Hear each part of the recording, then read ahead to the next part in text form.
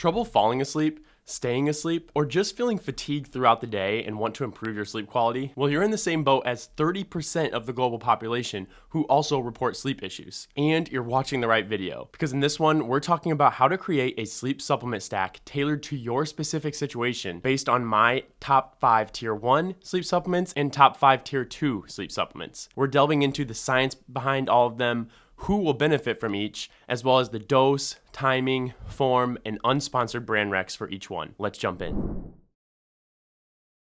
Starting with tier 1 and coming in at number 5 is valerian root extract. And valerian is a flowering plant whose root and the extract from it have been pretty extensively studied for sleep. This is due to its main mechanism of acting on GABA, which is an inhibitory neurotransmitter or just a signaling molecule in the brain, which is really important for promoting a calming and sedating effect, which obviously very important for falling and staying asleep. Specifically, valerian root actually acts similarly to benzos or Xanax, Ativan, and it acts on GABA-A receptors to upregulate GABA activity. Valerian root also has the added benefit of inhibiting the breakdown of GABA, which will therefore improve GABA concentrations and then again lead to more of that calming, sedating effect. Due to this mechanism, there have been many human studies on valerian root for sleep. For instance, a 2020 meta-analysis of 10 randomized controlled trials found valerian root extract to be an effective measure for promoting sleep. And since then, there have been even more randomized controlled trials on valerian root extract for sleep. Specifically, there was one impressive trial which found that valerian root extract was able to decrease time to fall asleep by 11 minutes. It was also able to increase sleep efficiency by 11%. And remarkably, it was able to improve total sleep time by 56 minutes after continuous use. So how do we get these impressive effects on sleep? Well, for valerian root, the form really matters. And these large scientific review papers even note that there's a ton of variability, even in the studies, on which form of valerian root is used. And because of this variability, some studies even fail to find the positive effect of valerian root on sleep. So it's really important that we get a form that actually works. And to figure out which form is best, first we have to answer, should we get the whole root or an extract? And while the whole root has a lot of promising effects in the studies, you don't really know exactly what you're getting, especially when you go buy the supplement off the shelf. So for that reason, I really recommend people getting an extract, and specifically a standardized extract, so you know you're actually getting a good amount of active components. And while valerian root has a lot of active components, the number 1 most known active component is valerianic acid. And in the studies, the most commonly used amount of valerianic acid is 0.8% of the extract. And this is the amount used in the most studied form, Li-156 or Sedonium. And if you get something with this amount of valerianic acid, the studies show that you have pretty good consistent effects on sleep. However, some studies even use higher amounts, up to 2% of that valerianic acid. And that's what the study we just talked about used. However, it's harder to find this in a supplement that you can actually buy. So as long as you can get to at least 0.8% valerianic acid, I think you're going to be good to go here. And with that specific extract, what dose should we use? Well, the studies are again pretty varied here, but with a 0.8% valerianic acid extract, you generally see about 600 milligrams being used 1 hour before bedtime. And another important thing to note here is that continued use of valerian root extract is better than just using it 1 or 2 nights. That impressive study that we noted earlier found that if you only used it for 3 days, you increased total sleep time by 20 minutes. But if you used it for 56 days, they actually found that they increased total sleep time by 56 minutes, showing that continued use has improved effects. This is likely due to the fact that it takes some time to fully upregulate those GABA receptors through using valerian root. And finally, for brand, it is tricky to find a 600 milligram extract of 0.8% valerianic acid. The only one really that I could find is Swanson. And while that's more of a budget brand, it does get its product from GMP certified facilities. So I think you're good to go with Swanson here. Coming in at number 4 is glycine. And glycine is just an amino acid, but it is also an inhibitory neurotransmitter like GABA. It's a calming or sedating signaling molecule in the brain. So this obviously helps promote sleep. But glycine also regulates NMDA receptors in the suprachiasmatic nucleus, which is essentially the master clock of the brain, regulating the circadian rhythm. Thus, the fact that glycine acts here allows glycine to also cement the sleep-wake cycle, allowing you to fall asleep when you actually should. However, by also acting on these NMDA receptors, and through other mechanisms, glycine also promotes thermoregulation. Essentially, glycine allows for vasodilation through these mechanisms, or the opening up, the stretching of blood vessels, which allows for heat to escape the periphery, escape the skin, and essentially allow you to cool your body down and lower your core body temperature. and this is super important for falling asleep.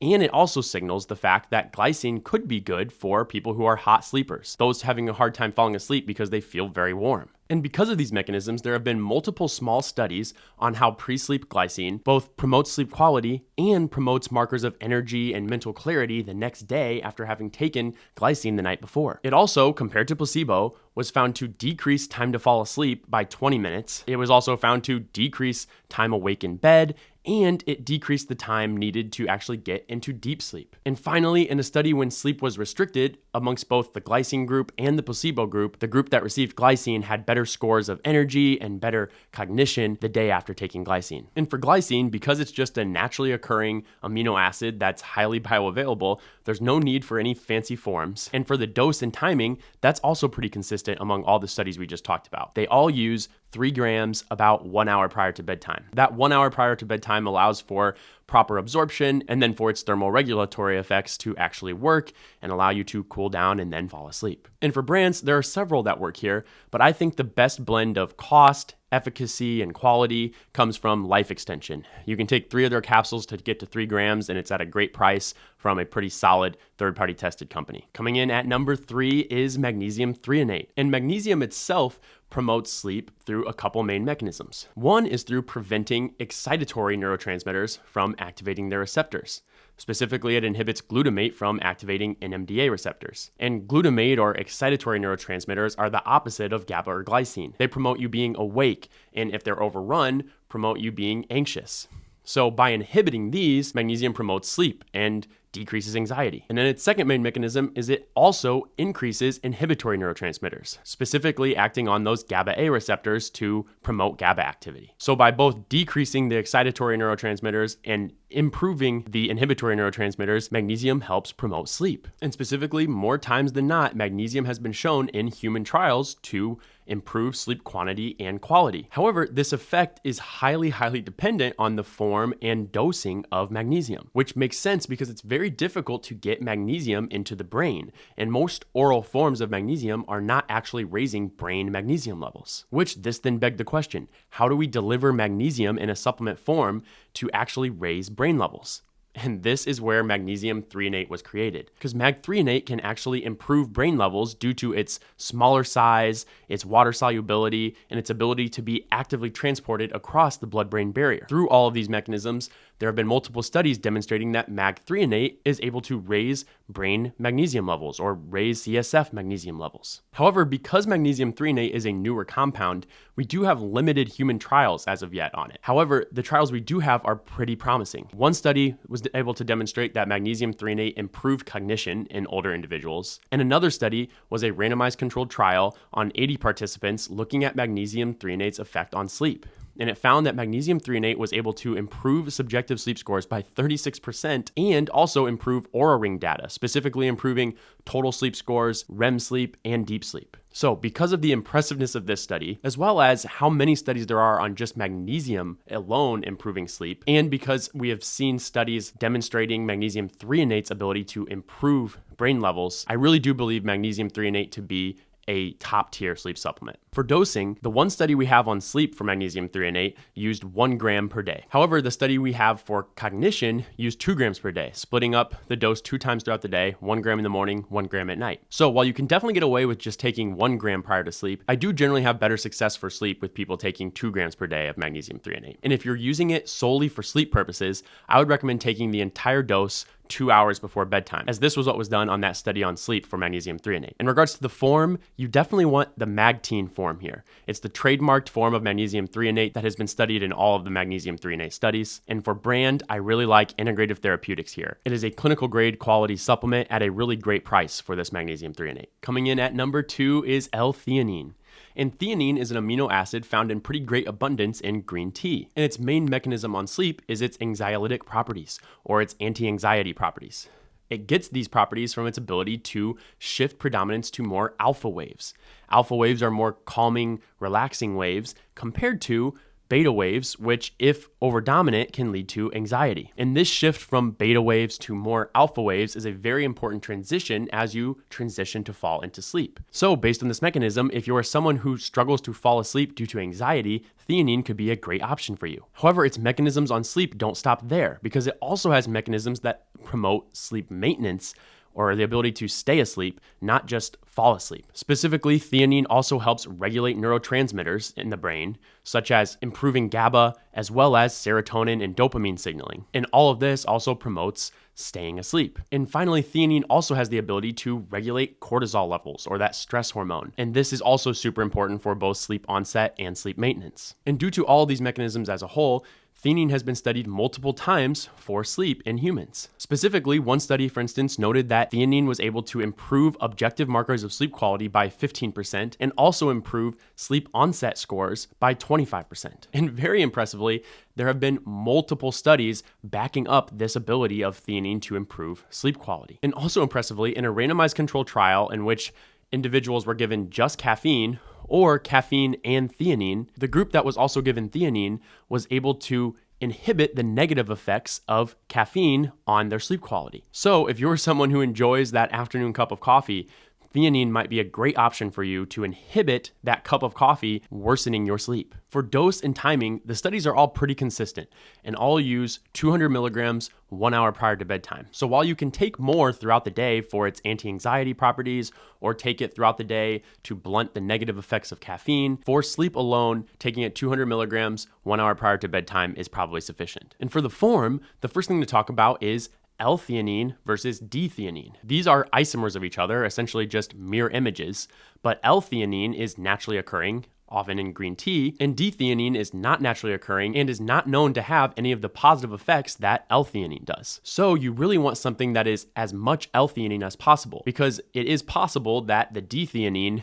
can blunt the positive effects of the L-Theanine by competing for the same receptor and competing for absorption, for instance. And to find something that is as pure L-Theanine as possible, I really like to go with the trademarked suntheanine, which is 100% L-Theanine, and you know you are getting a great product. So it's definitely not absolutely required to do suntheanine. You definitely need to find something that is stated to be a very high amount of L-Theanine. Suntheanine is definitely the most studied version of L-Theanine, so I prefer the products that use it. However, as long as you can find something that is near 100% L-Theanine, you're probably good to go. So that being said, for brands, I'm looking for something that is 200 milligrams of suntheanine, and something that hits that mark is Sports Research. And coming in at number 1 is melatonin. And before you skip this section, because you've already tried melatonin and it didn't work for you, let me start by saying that melatonin is probably the most incorrectly taken supplement on the market. And melatonin is naturally produced by the pineal gland in your brain and then acts upon melatonin receptors, or MT1 and MT2 receptors, which are in the suprachiasmatic nucleus. Again, your brain's master clock that controls circadian rhythm. And then by acting on these receptors, melatonin essentially tells your body that it's time to fall asleep. Thus, it's very important for your body's natural rhythms of when it's time to fall asleep. So unlike other supplements on this list that are more sedating or calming, melatonin is not those things. It's all about signaling to your body that it's time to shift into sleep mode. So it makes sense that supplementing with melatonin can specifically promote sleep onset or speed up the time it takes to fall asleep. And this has been proven in a multitude of studies. And on average, melatonin has been shown to decrease the time to fall asleep by 7 to 8 minutes. And then through this mechanism, along with multiple other mechanisms, including inhibiting nighttime cortisol, regulating neurotransmitters, and even lowering core body temp, melatonin has been shown in a multitude of studies to improve sleep quality as well. So this is probably the most studied supplement for sleep. However, it's probably also the most varied in how much is given and when. And if you get that part wrong, you're probably going to be hurting yourself more than helping. So let's delve into that. For dosing, the first thing to be aware of is the fact that melatonin is produced in the pineal gland at doses much, much lower than what most supplements are. For instance, taking a 10 milligram tablet of melatonin is 3,000 to 10,000 times more than what the pineal gland will produce that night, depending on your age. And while taking supplements at doses much higher than what our body can produce is not inherently wrong, and there can be some positive effects of that, it should make you think twice about how much melatonin you're taking, especially because there are no real studies on long-term effects of melatonin. And partly for these reasons, melatonin is actually not an over-the-counter supplement in many countries, including UK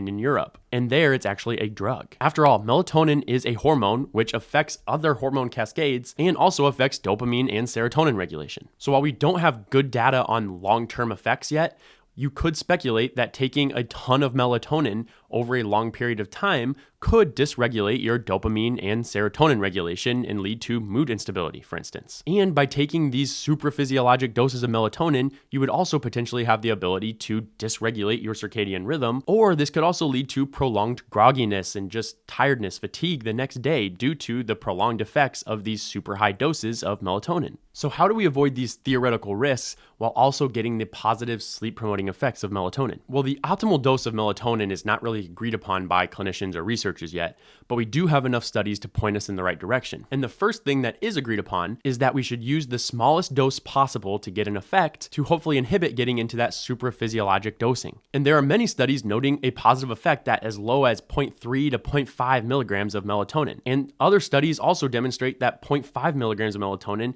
could have a similar effect to even 5 milligrams of melatonin. So it's my recommendation that everybody start somewhere between 0.3 and 0.5 milligrams of melatonin per night, and then use that for a week and see if you get the positive effect of falling asleep faster. But if not, then you can increase your dose slightly. But how much should you increase your dose up to? Well, the studies are more variable here, but a recent 2024 meta-analysis of many RCTs looked at the optimal dosing and timing of melatonin. And what they found was that 4 milligrams of melatonin provided the most beneficial effects on sleep parameters. However, when you look at their data closely, you do realize that 2 milligrams provided close to that 4 milligram effect as well.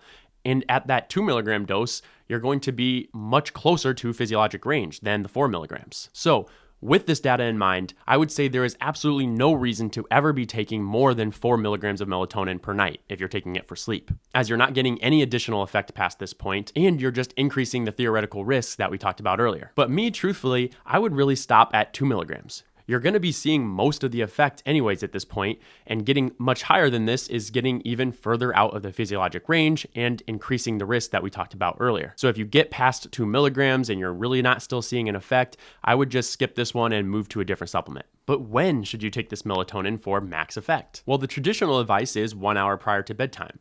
However, when you look at this 2024 meta-analysis that we've been talking about, they actually demonstrate that taking it 3 hours prior to bedtime gives you the optimal sleep promoting effect. And this actually makes sense physiologically because melatonin naturally rises 2 to 3 hours prior to sleep. This is at a point known as the dim light melatonin onset, or DLMO. So by taking your melatonin 3 hours prior to bedtime, you're taking it at that natural DLMO point. Thus, you're more closely mimicking melatonin's physiologic action and getting the most benefit from it. And this taking melatonin 3 hours prior to sleep can especially be beneficial for shift workers, those experiencing jet lag, or those just trying to shift the time that they go to sleep. And all these scenarios are really where melatonin shines the most. So I'd first recommend taking 0.5 milligrams 3 hours prior to bedtime.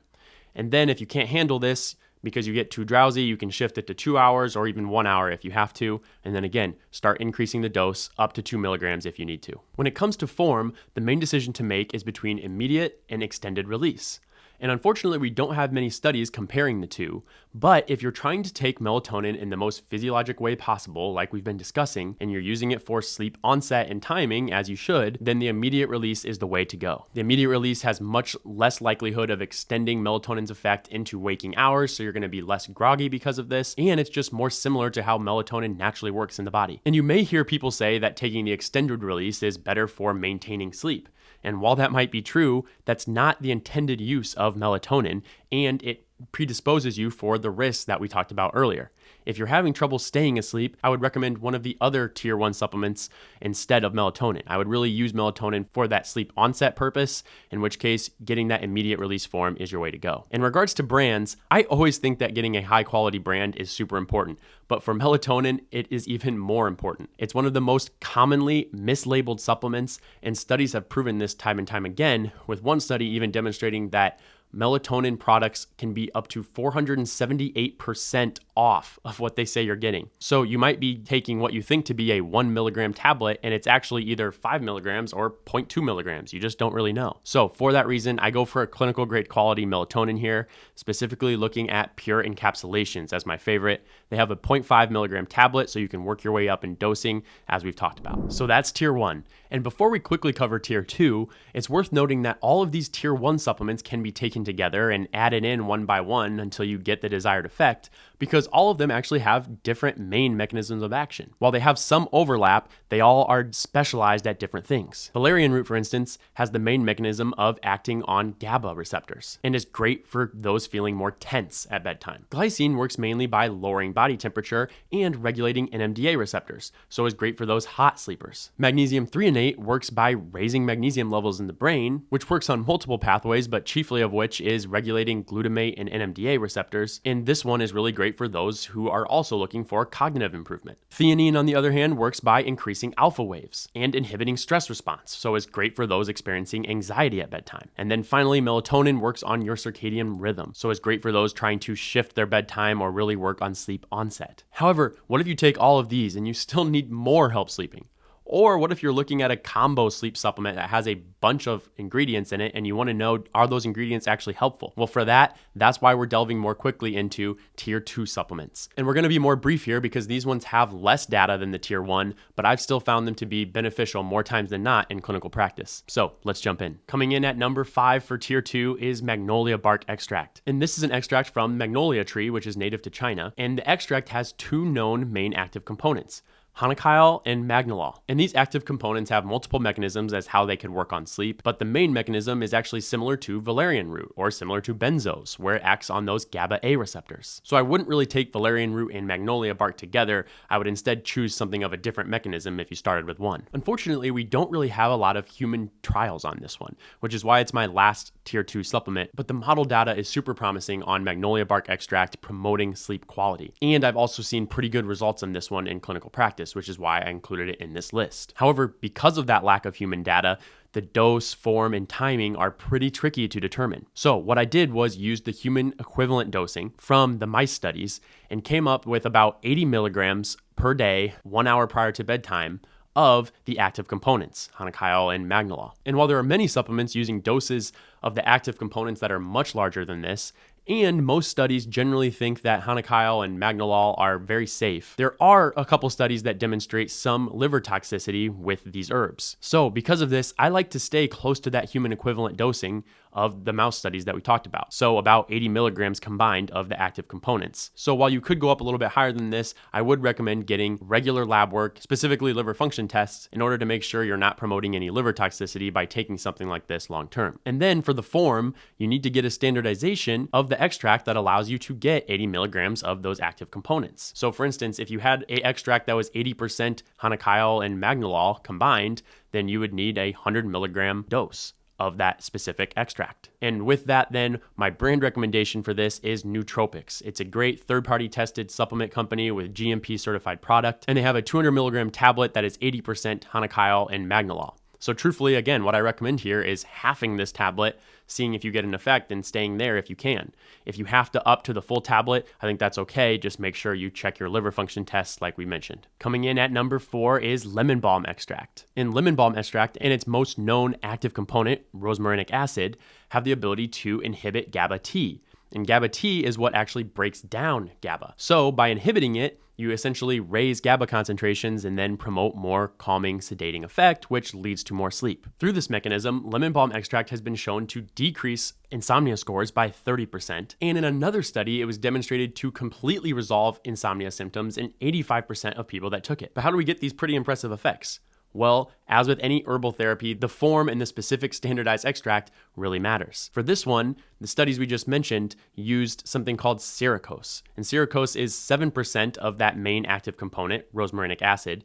And in the studies, they used 300 milligrams of this extract in the morning and 300 milligrams prior to bed. So this is the dose, timing, and form that I recommend. And to get it, brand-wise, really your only option is Vitacost currently, which is a pretty cheap budget brand. But if you want to go another route and try to get a more clinical grade quality, then you at least have to make sure they're listing the amount of rosmarinic acid they have in their extract, as that's the main active component you want to make sure you're getting enough of. Coming in at number 3 is chamomile extract. And chamomile extract and its main active component, apigenin, act very similar to magnolia bark and valerian root.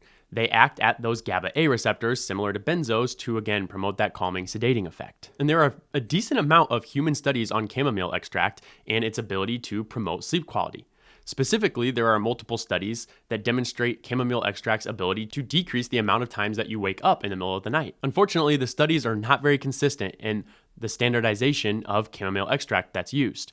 However, what is pretty clear is that apigenin, or that most active component, is the thing that we really need to optimize here. Studies are typically using about 400 to 800 milligrams of chamomile extract per night. However, the amount of apigenin is not normally stated. However, when it is stated, it's generally about 4% of the extract. And when I'm looking for a brand that has this amount, the closest I could get was Solaray, which had 2% apigenin in their chamomile extract, and they have 325 milligram tablets. So what I would do is start with one of these and then increase to 2 if you don't see an effect. But again, always doing this in conjunction with getting regular lab values tested and working with your doc. Coming in at number 2 for tier 2 is 5-HTP, or 5-hydroxytryptophan. Once crossing the blood-brain barrier, 5-HTP is converted into 5-HT, or serotonin, which promotes relaxation to allow for falling asleep and promotes better sleep quality in and of itself. And the side benefit of this increase in serotonin is better mood regulation throughout the day. And finally, serotonin can also be converted into melatonin to have all those positive benefits that we already talked about. And due to all these mechanisms, 5-HTP has been studied in humans and pretty consistently been shown to improve markers of sleep quality. And probably the most impressive study was one which found that 5-HTP was able to decrease the time to fall asleep by 18 minutes. In the studies,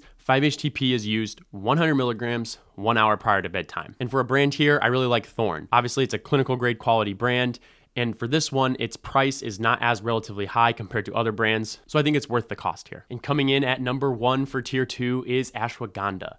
And we discussed Ashwaghanda in more depth in our top 5 tier 2 supplements for longevity and performance, so I'd check that one out to get a little bit more info on Ashwaghanda, and we'll keep it brief here. But through Ashwagandha's ability to better regulate cortisol and modulate GABA, it has been shown pretty consistently in studies to promote better sleep quality. And the difference to talk about here compared to our other video on Ashwaghanda is really the form. In the other video, when we're taking Ashwaghanda for longevity and performance as a whole, I recommended KSM 66. It's standardized to 5% of the most active component with analytes, and it's more studied for performance specifically. Then the secondary form I mentioned was Sensoril, which is 10% with analytes. However, for sleep, there is a different form that was found to be very impressive in its studies on sleep. And this form is 35% of the active components, or with analytes, and it was found to improve markers of subjective sleep scores by 72% and was found to increase sleep time by 20 minutes. This form is known as Shodan, and it was used in 120 milligram dosings 1 hour prior to bedtime. So you aren't doing it wrong if you use the advice from the prior video and use KSM 66 or Sensoril prior to sleep.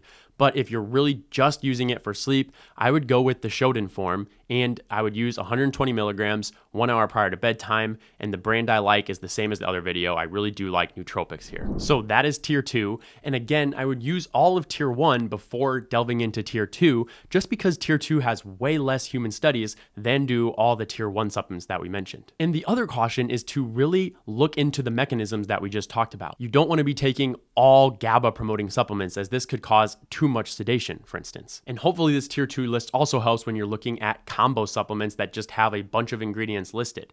Look at the doses and really specifically look at the standardizations. If they don't mention the percentage of the active component within that extract, then basically just throw that combo sleep supplement out, because you have no idea what you're actually getting. What's the supplement that you swear by for sleep that we didn't include? And what condition or symptom should I review supplements for next? Drop a comment below, hit that subscribe button for me, and in the meantime, watch this video about ashwagandha and other supplements that help promote longevity and performance.